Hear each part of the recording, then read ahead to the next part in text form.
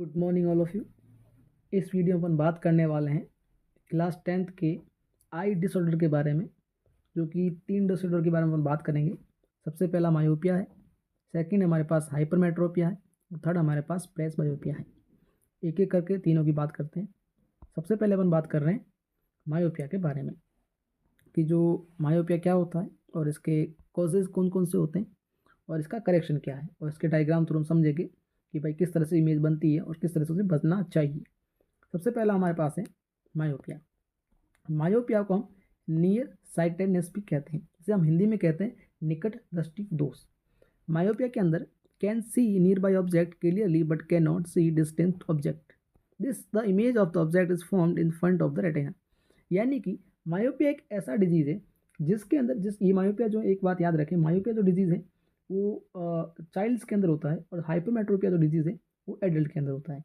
तो वापस आते हैं मायोपिया के टॉपिक पर। Myopia can see nearby object clearly but can not see distinct object. यानी कि इस डिसऑर्डर के अंदर बच्चे के अंदर जो होता है, इसमें वो जो नियर की चीज़ें हैं, पास की चीज़ें हैं, उसे जो आराम से देख लेता है, उसे दिक्कत नहीं होती। लेकिन जब दूर की जो वस्तुएं देखता है, दूर की जब ऑब्जेक्ट देखता है, तो उसे वो सही ना दिक्कत धुंधले दिखते हैं। इसका रीज़न क्या है? Reason is the image of the object is formed in front of the retina. यानी कि इसके अंदर जो इमेज बनती है वो रेटिना पे ना बन के रेटिना से पहले बन जाती है, जिसके कारण इमेज जो है थोड़ी धुंधली बनती है और या फिर उसे धुंधली दिखाई देती है। अब इसके कारण क्या क्या है मायोपिया में? Causes of myopia: excessive curvature of eye lens और elongation of the eyeball. यानी कि दो कारण हमें दे रखे हैं। सबसे पहला कारण है कि जो कर्वेचर है आई लेंस का वो ज़्यादा हो जाता है और जो आई बॉल का जो इलोंगेशन है वो भी ज़्यादा हो जाता है, जिसके कारण मायोपिया होता है। अब बात करते हैं इसके करेक्शन के बारे में, भाई किस तरह से हम इसको ठीक कर सकते हैं। Myopia can be corrected by using a concave lens of appropriate focal length. यानी कि ये मायोपिया जो डिजीज़ है, कॉनकेव लेंस जो होता है, अप्रोप्रिएट फोकल लेंथ यानी कि अच्छी सी और सही फोकल लेंथ का कॉनकेव लेंस लगाकर इस डिजीज़ को, मायोपिया को हम ठीक कर सकते हैं। इधर जो डायग्राम दे रखा है, देखो मायोपिक आई है जिसमें दूर रखी जो वस्तुएं पास सही नहीं दिखाई दे रही। इसके अंदर जो इमेज जो हमें यहाँ बनना चाहिए, जो ये है डॉट, लाल डॉट है, वहाँ बनना चाहिए, लेकिन इमेज वहाँ ना बन के रेटिना से पहले यहाँ बन जाता है, जिसके कारण इमेज धुंधली दिखाई देती है। जो कॉनकेव लेंस लगाते हैं उसके बारे में जो इमेज जो है वापस रेटिना में बनता है, और जो है इमेज रेटिना में बनता है, और वस्तुएं या ऑब्जेक्ट जो वापस उसकी जो इमेज जो हमें इसकी साफ दिखाई देनी शुरू हो जाती है। नेक्स्ट हमारे पास जो डिजीज़ है वो है हाइपरमेट्रोपिया, जिसे हम कहते हैं फार साइटेडनेस। यानी कि इसे हिंदी में कहते हैं दूर दृष्टि दोष। डेफिनेशन पढ़ते हैं: can see distance object clearly but can not see nearby object so clearly. इस डिजीज़ के अंदर जो कि एडल्ट में होता है, जो पास की जो वस्तुएं हैं वो जो है साफ दिखाई नहीं देती है, जबकि दूर की वस्तुएं हो तो साफ दिखाई दे रही है, उसमें कोई दिक्कत नहीं है, उसकी इमेज भी सही बन रही है। लेकिन जो पास की जो वस्तुएं nearby object is but can not see nearby object so clearly, जो पास की वस्तु ने साफ दिखाई नहीं देती। इसका रीज़न क्या होता है?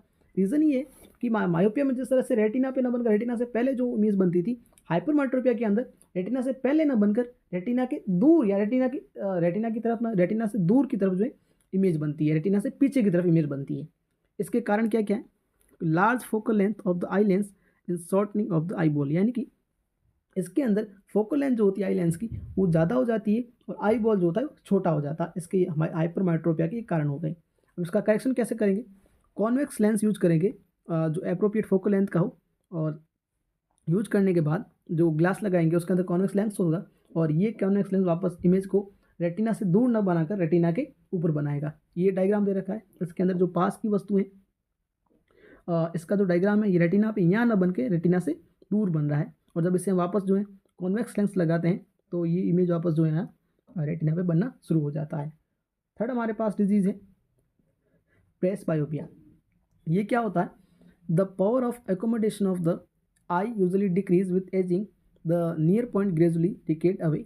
सेकेंड लाइन है the can not see nearby object without corrective eye glasses. यानी कि इसके अंदर आई की जो पावर, अकोमोडेशन की जो पावर है वो कम हो जाती है, एज के साथ डिक्रीज हो जाती है, जिसके जो निकट बिंदु या नियर पॉइंट है वो जो है दूर हो जाता है। और they can not see nearby object without corrective eye glasses. यानी कि वो कोई भी ऑब्जेक्ट अपनी आई ग्लासेज या फिर जो ऐनक है जो लगा रखा है उससे बिना एडजस्ट किए उन वस्तुओं को या फिर उन ऑब्जेक्ट को सही देख नहीं पाते हैं। इसके कारण क्या क्या है? Gradually weakening of the ciliary muscles, with age and decreasing flexibility of the crystalline lens. जो सीलरी मसल्स होती हैं हमारे आई में, उनका वीक हो जाना इसका एक पहला कारण है। सेकंड हमारे पास कारण है जो हमारे पास क्रिस्टलाइन लेंस होता है उसकी फ्लेक्सिबिलिटी भी डिक्रीज हो जाती है। अब हम बात करते हैं प्रेस बायोपिया के करेक्शन के बारे में, हम कि हम जो है इसको जो है किस तरह से हम करेक्ट कर सकते हैं।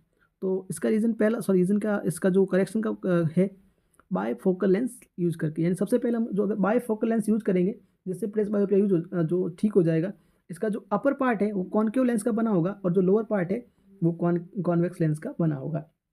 तो हमने 3 जो है डिजीज़ के बारे में बात की। मायोपिया इसको क्या कहते हैं, नियर साइटेडनेस, इसके कारण ये हो गए, और इसमें जो अपन कॉनकेव लेंस यूज़ करते हैं ठीक करने के लिए। सेकंड हमने पता हाइपरमेट्रोपिया, इसे हम कहते हैं फार साइटेडनेस, और इसके कारण ये हो गई, और इसका जो कॉन्वेक्स लेंस यूज़ करेंगे तो ये डिजीज़ भी ठीक हो जाएगी।